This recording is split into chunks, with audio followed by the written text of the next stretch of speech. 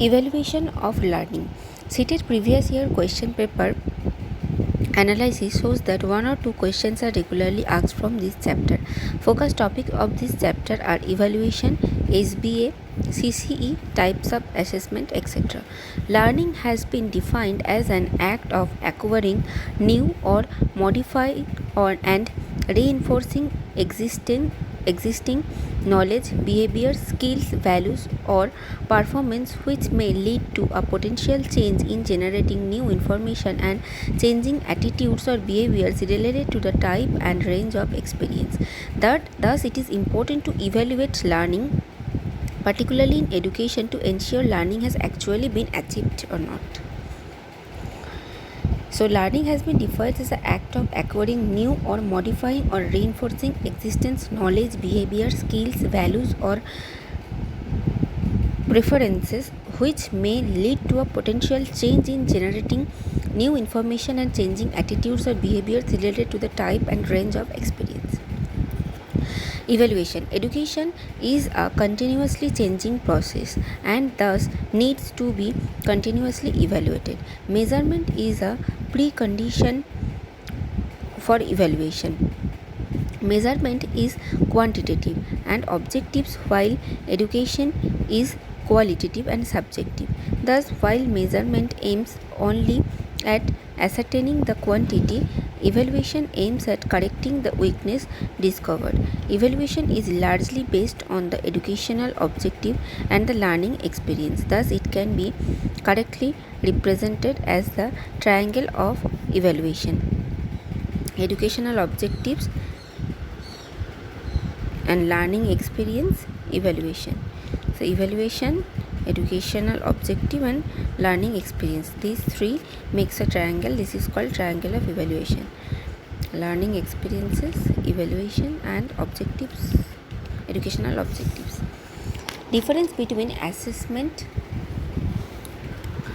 and evaluation. Assessment is the process of objectively understanding the state or condition of a thing by observing and measurement. Thus, assessment of teaching means measuring of its effectiveness. Evaluation is the process of observing and measuring a thing for the purpose of judging it and of determining its value either by comparison to similar things or to a standard. Evaluation of teaching means passing judgment on the teaching as part of an administrative process. Formative assessment is done by conducting tests, evaluating assignments, assessing projects, making observation, etc. This assessment gives a good idea to the teacher about the effectiveness of their teaching activity. Then the teacher must give an honest feedback to the learners about their performance in the formative assessment. In contrast, summative assessment is measurement for the purpose of improving it. Summative assessment is what we normally call evaluation. How to evaluate? Generally, two methods of evaluation has been used in education: norm reference evaluation and criterion reference evaluations. These are described below. Norm reference evaluation. This refers to standardized tests that are designed to compare and rank test takers in relation to one another. Norm reference tests give the information about how test takers have performed when compared to a hypothetical average students, which is determined by comparing scores against the performance results of a statistically selected group of test takers of the same age group or grade level who have already taken the exam.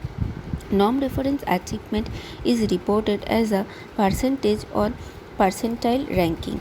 Usually, such tests involve questions based on the multiple choice format used in competitive examination.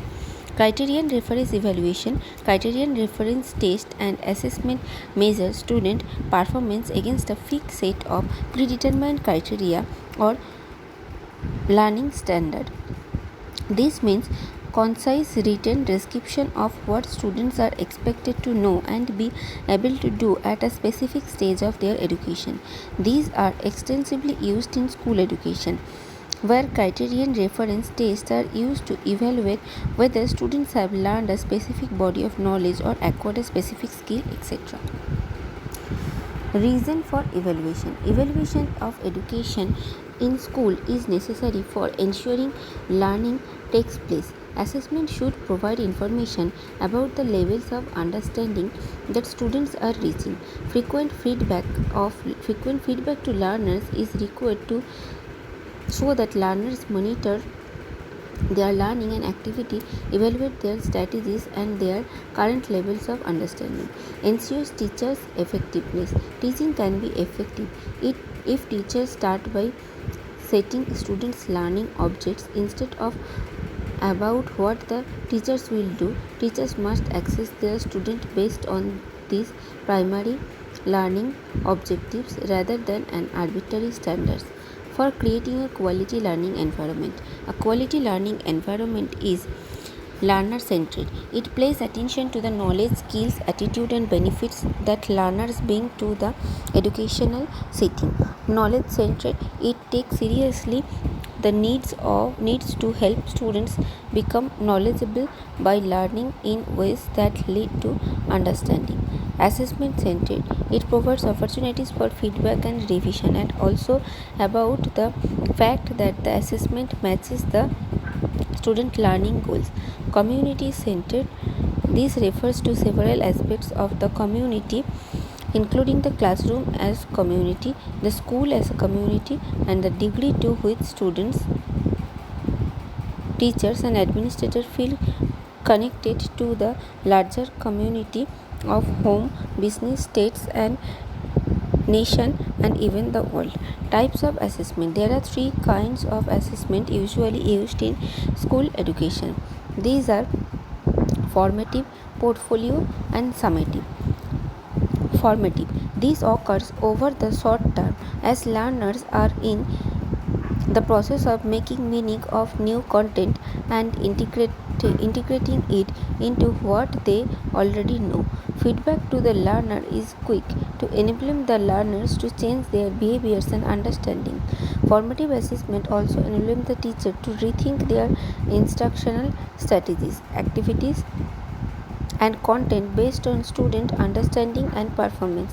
The teacher's role here is similar to that of a coach. Formative assessment can be informal, like observing the learner's work, or formal, like a written test.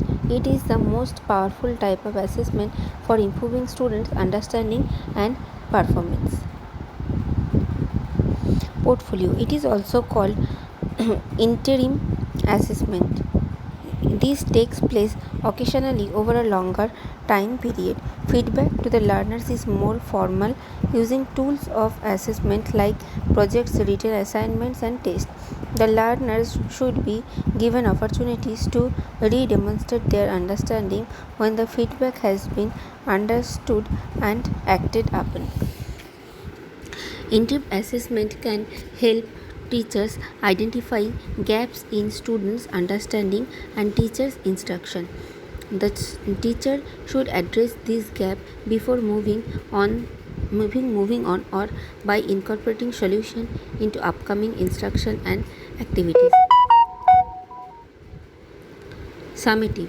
These take place at the end of a large period of learning, like the end of the term or an year. The results are primarily used by the teachers and schools to identify strengths and weaknesses of curriculum and instructions, with improvements affecting the next year or term students. Result of summative assessment may take time to be returned to the students or parents. Feedback to the students is usually very limited, and the student usually has no opportunity to be re-accessed. The summative assessment tends to have the least impact on improving an individual student's understanding or performance. Students or parents can use the result of summative assessment to understand where the student's performance lies compared to either a standard or to a group of students. Distance between assessment for learning and assessment of distinctions between assessment of learning and assessment for learning. The term assessment for learning and assessment of learning are used in education. Besides the term assessment as learning,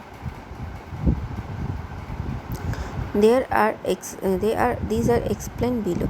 Assessment for learning. Assessment for learning is the process of looking at the interpreting evidence for use by learners and their teachers to decide where the learners are in their learning, where they need to go, and how best to get there. This is also known as formative assessment. Assessment of learning occurs when teachers use evidence of students' learning to make judgment on student achievement against goals and standards. This is also known as summative assessment. Assessment as learning. Feedback to learners. This is the use of a task or an activity which helps students to use assessment to improve their own learning. Self and peer assessments also allow students to reflect on their own learning and making adjustments so that they achieve deeper understanding. School-based assessment, SBA. School-based assessment. This form of assessment is performed at the school level by teachers and educators. This is done fully in the school based on guidance by the Board of Education to which the school is affiliated.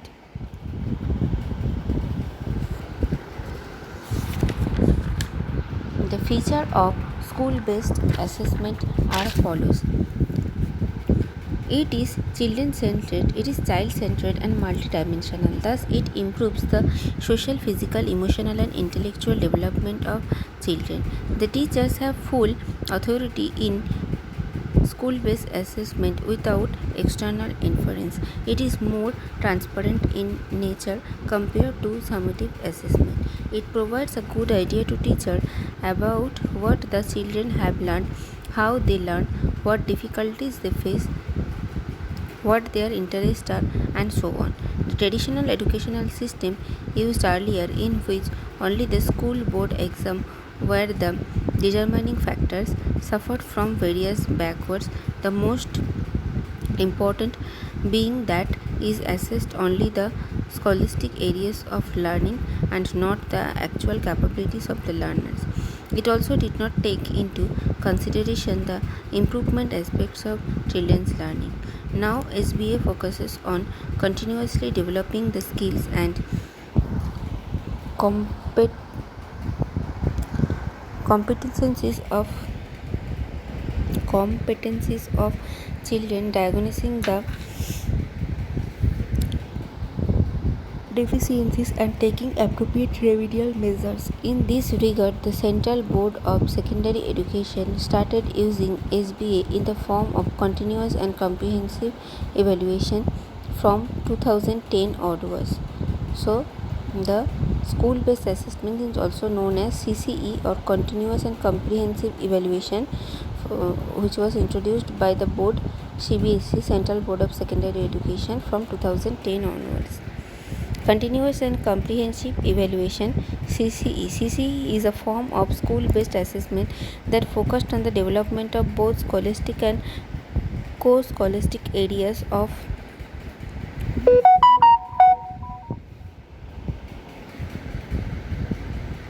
children's learning. CCE can be better understood under the following heads. Perspective of CCE.